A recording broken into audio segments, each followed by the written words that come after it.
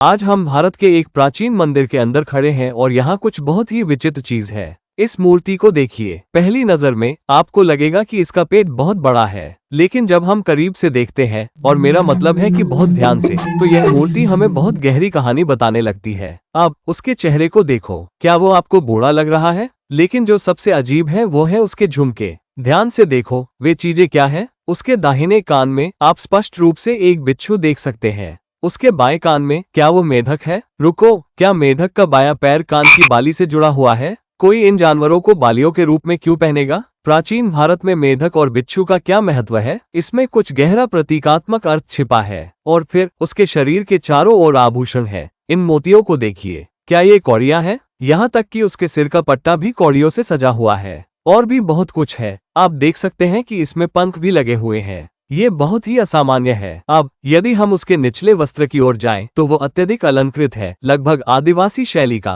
जिसमें छोटी छोटी घंटियां भी लगी हुई हैं। लेकिन यहाँ यह और भी दिलचस्प हो जाता है, क्योंकि उसकी दोनों जांघों पर एक एक छिपकली है। अब ये कोई आम घरेलू छिपकली नहीं है। अगर आप ध्यान से देखें तो बाईं ओर की छिपकली के सिर और शरीर के बीच कोई स्पष्ट अंतर नहीं है। और अनुपात बिल्कुल गलत, यह एक स्किंक जैसा दिखता है। दाहिनी ओर की छिपकली अलग है, इसकी गर्दन और शरीर के बीच थोड़ा सा अंतर है, तथा पैर मोटे हैं। और यदि आपकी दृष्टि बहुत तेज है, तो आप उसके पूरे शरीर पर छोटे छोटे गोलाकार पैटर्न देखेंगे। अब अपने आप से पूछें, कोई व्यक्ति मूर्ति की जांघों पर छिपकलियों की दो अलग अलग प्रजातियों को उकेरने का कष्ट क्यों उठाएगा? ये छिपकलियां कोई छोटे प्रजातियों के जीव नहीं है। इससे हमें एक बड़ी बात का पता चलता है। ये छिपकलियां बताती हैं कि यह आदमी खुद एक विशालकाय व्यक्ति है। मैंने आपको पहले ही दिखाया है कि कैसे भारतीय लोग कई मंदिरों में छिपकलियों की पूजा करते हैं। सरीसृपों को पवित्र माना जाता है, तथा प्राचीन ग्रंथों में नागों का उल्लेख मिलता है, जो सरीसृप जैसे प्राणी थे, जो रूप बदलने में सक्षम थे तथा मनुष्यों के बीच रहते थे। लेकिन चलिए थोड़ा गहराई में जाते हैं। उसके चेहरे को फिर से देखें, कुछ गड़बड़ है। उसके चेहरे के नैन नक्श असममित है। उसकी नाक और मुंह एक तरफ से विकृत है। आधुनिक चिकित्सा में हम इसे क्रेनियोफेशियल क्लेफ्ट या हाइपोटेलरिज्म कह सकते हैं,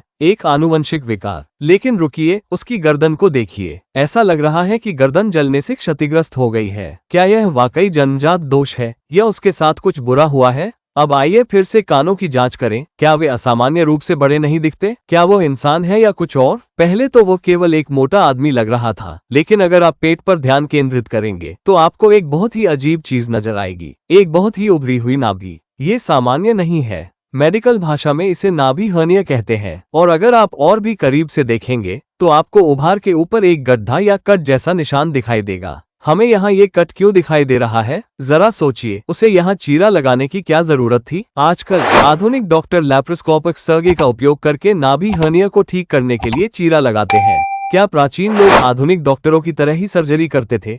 और अब पैरों को देखिए, वे अस्वाभाविक रूप से मुड़े हुए हैं। ये हड्डियों की विकृति है। और घुटनों को देखिए, घुटनों की वाटियां उभरी हुई है। तो ये सब हमें क्या बताता है? ये सिर्फ एक आदमी का चित्रण नहीं है। यह एक ऐसा व्यक्ति है जिसकी चिकित्सा स्थिति बहुत ही विशिष्ट और दुर्लभ है, जिसे सदियों पहले पत्थर पर उकेरा गया है। शारीरिक विकृतियों से ग्रस्त एक विशालकाय मूर्ति, जो शायद किसी आघात से भी बची हुई हो। प्राचीन मूर्तिकारों को ये सब कैसे पता था? क्या ये किसी वास्तविक व्यक्ति पर आधारित है, या ये किसी तरह का प्राचीन प्रतीकवाद है जिसे हम आज पूरी तरह से भूल चुके हैं? कृपया नीचे कमेंट में मुझे अपने विचार बताएं। मैं प्रवीण मोहन। वीडियो देखने के लिए बहुत बहुत धन्यवाद। सब्सक्राइब करना न भूलें और मैं जल्द ही आपसे फिर बात करूंगा। बाय।